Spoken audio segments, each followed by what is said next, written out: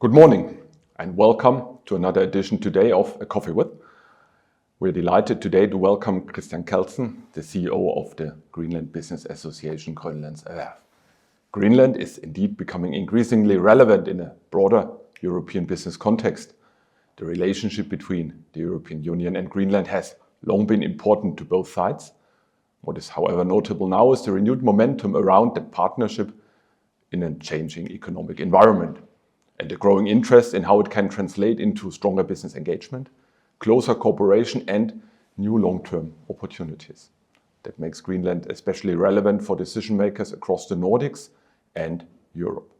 The question is no longer only where Greenland stands today, but how it can position itself in the next phase of regional value creation across tourism, critical minerals, energy, water and other future-oriented business areas.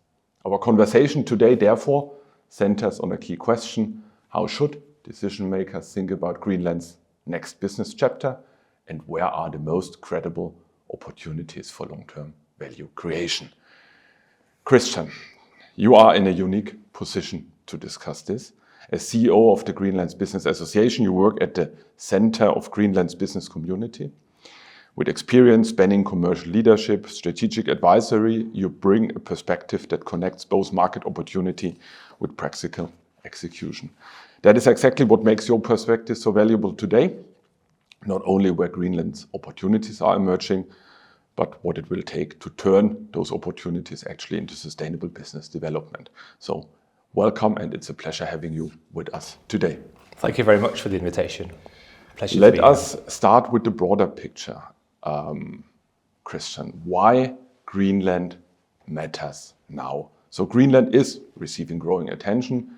We hear that daily in the media from companies and investors across Europe as well. But beyond this visibility, the more important question is, what does it really mean in actual real business terms? So from your perspective, what is the economic structure and situation of Greenland today, and why is Greenland becoming more relevant? Yeah, I think it's important to say Greenland was always relevant. It's been home to people for more than 1,000 years, and in the modern history of Greenland, it's always been based on trade to some degree. So we always traded between Greenland and many of the European countries. Fast forward to where we are today, we are at the center of the Arctic, and definitely the Arctic is becoming more and more relevant. More attention is being moved to the Arctic for many different reasons. One of them, commercial reasons. And Greenland is a very well-developed economy and a very well-developed country at the very center of the Arctic. But basically, back to the markets, we're interesting because we have something that is in demand. Mm-hmm. What is this? What are we talking about? Well, it's always our fishing industry is obviously very strong in seafood. What we're seeing now is more look into the value chain surrounded with the strong European industries. You don't have the same history of mining necessarily. You have a history of mining, but currently you don't have a lot of activities. We have a very, very strong industry in Europe. You need access to some of the minerals that are currently coming out of Asia, mainly for the green transition, for example, for lots of different industries. Now, Greenland can actually tap into that and be a provider. That's one thing. Tourism as well. People are looking more towards colder destinations, to more untapped destinations, places you haven't been before. Greenland sits right at the center of a lot of good experiences. And then we have more natural resources. We'll be talking water, we'll be talking ice cubes, we'll be talking energy. All of that, there is also a potential for Greenland's economy. Yeah, great. Thanks for that overview, and we'll tap into the different sectors just in a minute.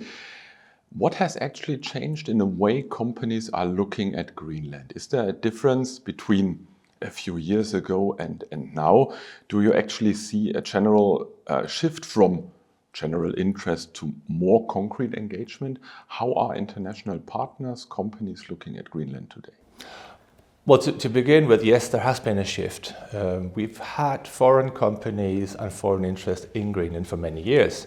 Sure. Now, our economy has for a long while been driven very much by larger government-owned corporations, and everything we did was very domestic. It was supplying ourselves, looking inwards, very, very domestic. What we're seeing now is Greenland tapping into the global economy, the global world. So now we start looking outwards. And that also means that when we look out, someone is looking in. Where we were used to people coming in, trying to position themselves for themselves, by themselves in Greenland, they're looking more towards the developed side of Greenland. And it's becoming more and more apparent to the foreigners and the foreign companies that there's a strong business community in Greenland. There is someone to do business with, to tap into either as a partner or to increase the competition in our marketplace. And maybe on that note, speaking about the strong business community in Greenland, maybe one or two sentences about Greenland Business Association. You're also organizing the Future is Greenland conference happening in Nuuk in 2 weeks' time, I think. So what is the structure of your organization and your membership, speaking about the Greenlandic business community? Yeah, thank you. That's one of my favorite topics, actually. We are a members-driven business organization. We do help as an employers association, lobbyists, anything to do with business development. And we've been in existence since 1966. So this year is our 60th anniversary, as it is. We organize 320 companies, and that doesn't sound like a lot. I know you have 650 here at the chamber, but if you compare us to the Danish economy, we would be roughly 3 times the size of Dansk Industry, Danish industries. With 500 and whatnot companies registered as capital companies in Greenland, we sit with 320 of them. It's fairly big. They employ 8,400 people. That's a third of the workforce. That is what's behind me when I'm speaking. So when I'm doing business, that's my backing. And those are the people keeping us going. And those are the companies that we bring to the table when we're speaking to our politicians, when we're trying to bring Greenland to the world and the world to Greenland. Yeah, super. No, thanks so much for that clarification, because I think that's interesting to understand. And again, bringing the world to Greenland, you already mentioned some of the opportunities you're seeing where Greenland is currently positioning itself on a global economic agenda, coming from clear economic strengths. Fishery today is the mainstay of the economy. But where do you see the opportunities for future engagement from short to long term? You already mentioned some, and I'd like to delve a bit deeper. So what are the opportunities that Greenland currently presents to global business, to also Danish and German companies? Yeah. I think we talked a bit the fish, and then we also have a very large pillar in our economy, which is the reconciliation, the financial reconciliation between Denmark and Greenland, with some support also from the EU. Yeah. So those will be the main pillars in our economy. Now, the aim of the government is to diversify the economy, and we took over the underground in 2009. So Greenland has had mines for more than 100 years, but in 2009 we took over the underground, so it's now our responsibility. So we're trying to build an extractive industry, and we're actually laying the tracks while that train is moving. Tourism has been built over the last 40, 50 years and is in growth, and has always been in growth. More investments coming in, more large scale, and we do sit on some very, very strong value chains when it comes to tourism. We were also talking the energy and the potential. Now, Greenland is, when it comes to our electricity, the household electricity, we're 70% green. We're expanding our hydro plants, and for a while we're going to have a surplus production of energy, which we're going to sell either for production in Greenland, for data centers, or to accommodate startups in Greenland, or in the future potentially power to export of energy is a possibility. Then we've got all these rich resources in terms of water, glacial rock flour, other things that can go into other markets. Now the glacier flour is very full of nourishment, and it could go into as fertilizers, for instance, in agriculture in Europe, in Africa. Right. Water, ice cubes, all that could go in bulk, or it could go in bottled water with a strong brand. Yeah, interesting. But looking short term, looking at tourism, I think this is something where developments have already strongly started, especially since there is an international airport in Nuuk that can accommodate larger planes, and there's a direct link, for instance, between Copenhagen and Nuuk, but also from Nuuk to North America. What's currently happening on the tourism side? You said yeah, indeed, people are looking at colder destinations, people are looking at places they've never been before. Yeah. Is there actually a growing numbers of tourists in Greenland, and what comes with it in terms of development and opportunities? Yeah, there are growing numbers, and we've had quite a substantial growth over the many years. And obviously, with a public investment in infrastructure, that is something that can usually support a growth that is there, and it can actually be a bit of a booster. In aviation, we usually say if you go from indirect routing to direct routing, you can triple your demand. Yeah. So we're actually seeing that because it's easier now to get into Nuuk, for instance. Nuuk has always been a good destination, but for us, Nuuk is also just a hub. So we have all these wonderful destinations along the coast, the places like Sisimiut, Maniitsoq, up to Asiat, Ilulissat, the south of Greenland, even the east coast, which is usually more accessible from Iceland. So there are all these wonderful and different sides to Greenland. Now, the lovely thing about tourism is the barriers to entry are fairly low. We could basically just go to the street and sell tours around town and take money for that and charge. It doesn't require anything in terms of formal skills. And from there we could build it to anything bigger in terms of owning hotels, boating companies, bus tours, hiking, dog sledding, snowmobiling, skiing, heli skiing, all these wonderful things. So, there's something for everyone. You don't need a lot of capital to get on that train. Yeah, and are actual investments happening also outside Nuuk, for instance, in hotel accommodation, activity creation and so forth? Absolutely, yes. We're seeing investments in especially in Nuuk, obviously, because with the new airport, that's a bit of a hub. Now, we got a new airport in the south of Greenland. I was just there last week. We've got a very long road, also more accommodation coming in, more tour opportunities being presented. And a lot of these tour opportunities would be with boats or with ATVs, UTVs. Yeah.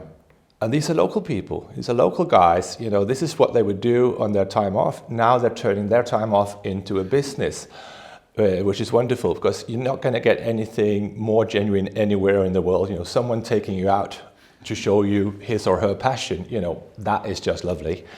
We're seeing investments in hotels, accommodation, as mentioned, in different places in the country. Yeah. So we're not only speaking about a continuous inflow of visitors, but we are speaking about concrete local value creation from tourism. And this is something that is already happening. And this is something that obviously will be intensifying over the next few years. Right. The current media attention towards Greenland, is that actually supporting that development? Are more people looking into traveling into Greenland out of curiosity, out of a feeling of adventure, of visiting Greenland? Is that something that's going on? Yeah, I'm a very strong believer in the global economy, but I'm somewhat disappointed in the global education system. Apparently, a lot of people did not know of Greenland before someone started talking about it. But I think people are opening their eyes to the fact that it's a place that's called Greenland, and even that people live there. So that is bringing more people in. And we're seeing people come in for many different reasons. Obviously, we had for many years very popular with cruises in Europe and other places. The ports were becoming filled. And the ships were looking to destinations that had available capacity. And all of a sudden, you have companies coming to Greenland. So we have a strong cruise industry. That's been growing interest. People are now looking for coolcation. They're looking for unique experiences. They're looking for what we call the big Arctic 5. That is, 5 different things you need to be doing. You need to see the whales, the wildlife. You do the dog sledding, ski-doing, all these different things you can do.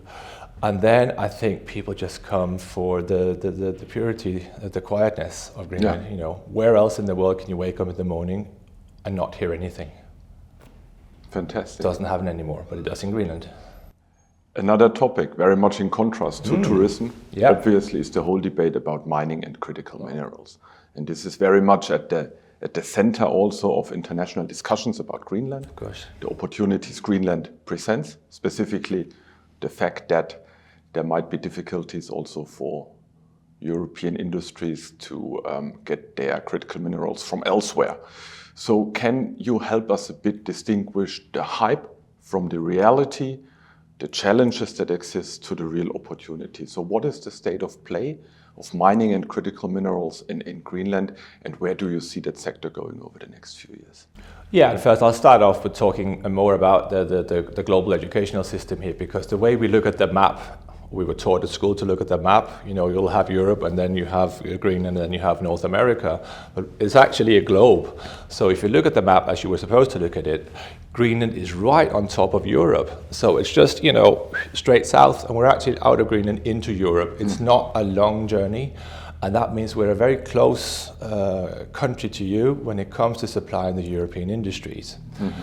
We sit on at least 25 of the 34 minerals on the EU critical list, so we can supply those. Now, the driving force behind this is not what we have, it's what is someone willing to pay for it in the market. Mm-hmm. And we're currently seeing China subsidizing and stockpiling and doing all sorts of government interventions into getting their products into the market. And obviously the consumer is only willing to pay this much. Mm-hmm. So the European industry is very much dependent on Asia for its supplies of these different minerals. Add to that, all the refining, all the mid-level processing has also been exported out of Europe into Asia. Mm-hmm. So there are a few things along the value chain that need to happen, including some de-risking mechanism to make Greenland a viable case. But we are seeing positive movements in this direction. We are seeing investments come in. We are seeing the likes of the EIB invest in Greenland. We are seeing more interest in our underground. And then add to that, it takes a bit longer in an economy like ours, and especially in an environment like ours. You'll be in the ice for a while. You need to build more infrastructure to support a lot of these projects. Mm. But there's actually mining already happening. Yeah. And there's investments flowing in specifically into development projects and research projects. Yes. You would say that over the next few years, out of this, we'll be seeing potentially also EU-funded mining of critical minerals happening in Greenland. We will at least be seeing mining happening in Greenland, that's for sure. We've got an off-the-site mining that's been going for quite a while up in the Sisimiut region. In the south of Greenland, our gold mine just reopened again. It's got a very good financial backing as well. And as we all know, gold prices have been quite favorable recently. So they're opening. We've got molybdenum project on the east coast with magnesium as well as a sub-supply. And we're seeing graphite as well as a graphite mine potentially opening within a couple of years. And it's actually an EU strategic project. Mm-hmm. And especially in some of the projects in South Greenland, we've seen German involvement as sub-suppliers to that industry. When it comes to the critical minerals, we still need to be talking about the de-risking mechanisms in Europe. And if we look to the Arctic, generally, it is not critical minerals that are necessarily being mined. It will be gold and silver and iron. Mm-hmm. Mm-hmm. And what would you say, and you've touched to that a bit already, saying, it depends on the prices European producers are willing to pay. Obviously, mining in Greenland will be more expensive than potentially on other places in the world. But how would you summarize the challenges to further develop the mining industries in Greenland? What are the main challenges to mining in Greenland? That sits on different pillars. Obviously, always there has to be a demand. That's one thing. The other one is the investment environment. Greenland also needs to align itself with the rest of the world. What are the expectations? How do capital markets actually work? What are the off-takers expecting? What is the flow of supplies, and especially the whole ordeal about the processing and the refineries? Is that something we want to have in Greenland? Do we need it in Europe? Do we have to put it elsewhere? So there are lots of little pieces, and it makes sense to be talking about this now because Greenland is now getting used to also the external pressure. Now, all of a sudden, we have to comply and align ourselves with external standards where we've been very much reliant on having control of everything domestically. Yeah. We could control demand and supply in a lot of our businesses because we're just supplying ourselves. It will be government controls. Now we need to move into the market, and that is a transition that we're ready to take, but that is a big barrier that we need to be facing. Yeah, absolutely. And the whole debate about environmental concerns in a sensitive ecosystem? Yeah. I mean, I know there's a lot of legislation about, for instance, uranium mining, or if you have uranium as a byproduct in mining in Greenland. So how are environmental concerns being addressed, and how should that affect how investors look into it? I think we have the benefit of being not the first movers in terms of building a mining industry. So that means that Greenland can actually, learn from experiences from other countries and jurisdictions. And we've set fairly high standards. So we have very high standards in terms of the different impact benefit analyses that need to be made. And our legislation sets a very high standard. So we're going for at least best practice. And it's something that is very, very important to the government in Greenland. And to put that into further context, the people of Greenland are very close to nature in many different ways. And that also rolls into our legislation. It's a very, very important factor for us. Yeah, absolutely. Looking into energy and water, you also mentioned some of the topics already briefly, how also mid to long term a surplus of energy could be interesting, and how water or glacial resources could be relevant to Europe and or Africa even. Yeah. So could you help us a bit understand better what are the opportunities that Greenland presents in this respect? Well, I think we have it in abundance when we're talking the ice and the water. Obviously, the glaciers. Our glacier up in Ilulissat, I think that drops off more ice in a day than New York uses in a year in terms of water. So there's a lot of movement on that.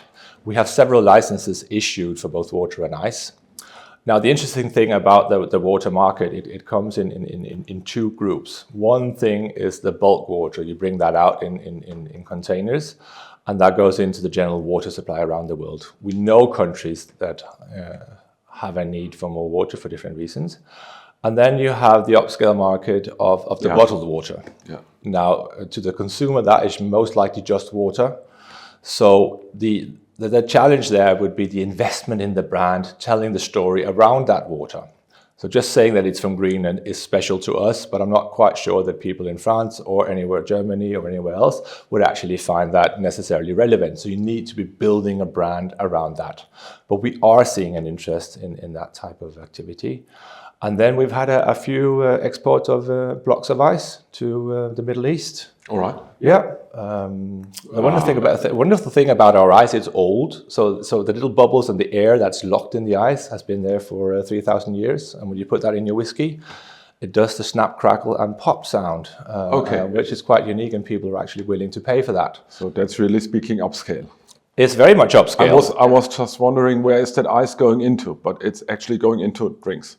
Whiskey. Into cooling drinks. It does, and it's unique. We can obviously pick it off the beach, or we can even buy it in the supermarket, but for the rest of you, this is something we need to sail out to you. So we'll take a big block of ice and we'll tow it to wherever you are. Okay. Yeah, and that's, I'm not sure whether that's ever going to be big, but it's definitely going to be a niche market, and it's already happening. Yeah. Interesting. I didn't look into that previously. Energy. Yes. You said indeed you are actually mostly based on renewables, hydro energy. You might be able to develop an energy surplus respective to your demand. So there could be opportunities for data centers. There could be opportunities to export energy in whatever form. What is currently happening on that side, and where are the opportunities there? We are 16% green, 84% fossil based, but on our electricity consumption, we're 70% green, and the government is aiming for a target of 90%.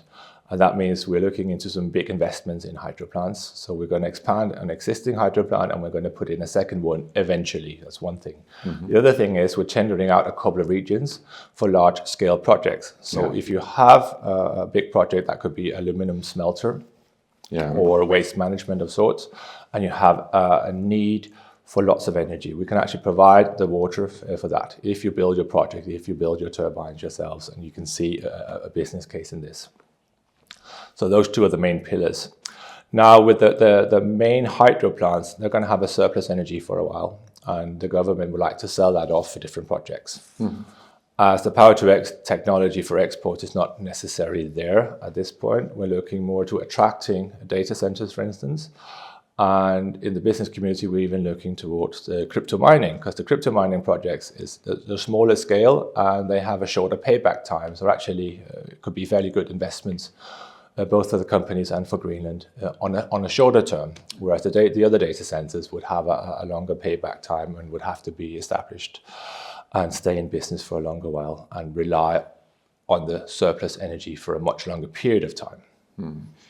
So actually, there is opportunities out of energy that do not necessarily look into the export of energy, but energy-intensive application industries, etc., in Greenland. Yes. Looking at the Greenlandic economy, and obviously Greenland being a sparsely populated country with a bit more than 57,000 inhabitants, I think. What would you say in terms of the human resources available, the expertise and the competence available to develop and drive all of these projects further, according to the opportunities you presented? Yeah, like anywhere else in the Western economy, we are short of manpower.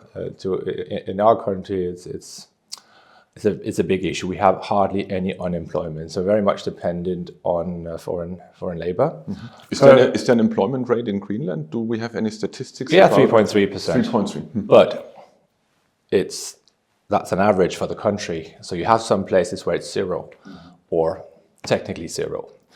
And we've got about 4 to 5% of the population now that come from Asia. So we have from Thailand, China, from the Philippines especially, and that is a growing number.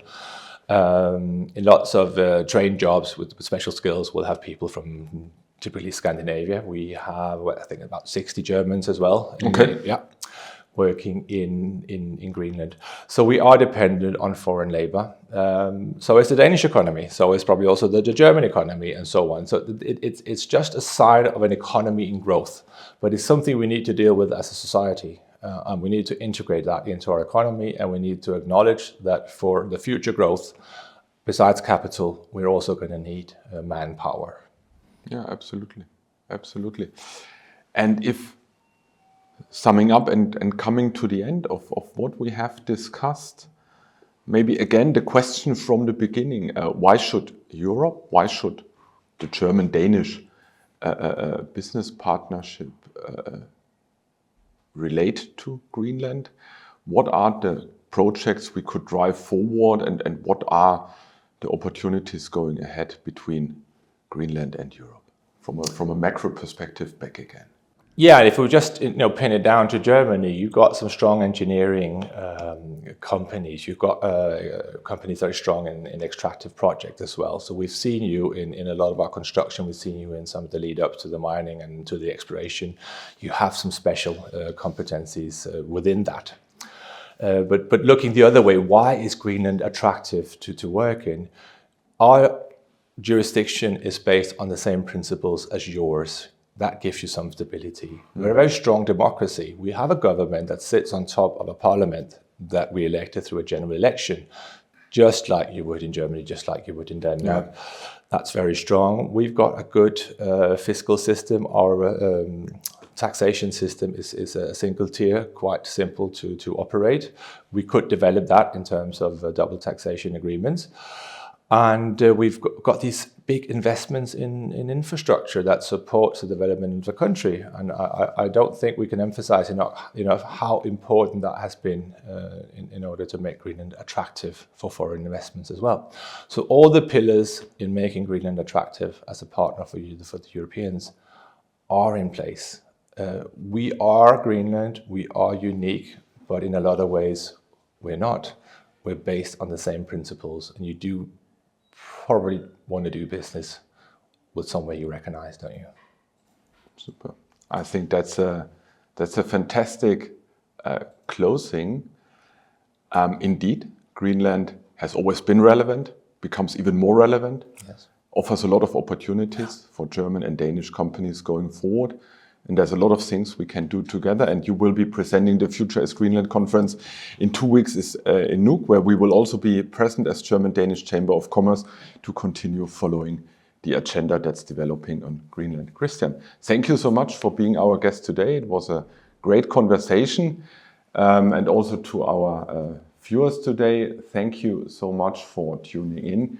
We do hope that you got inspired by Christian's words, potentially not only to spending your next holiday in Greenland, but also to doing business with Greenland. And I'd like to invite you to participate in our next Coffee With, which will be on the 2nd of June with Mikkel Hemmingsen, the CEO of Sund & Bælt.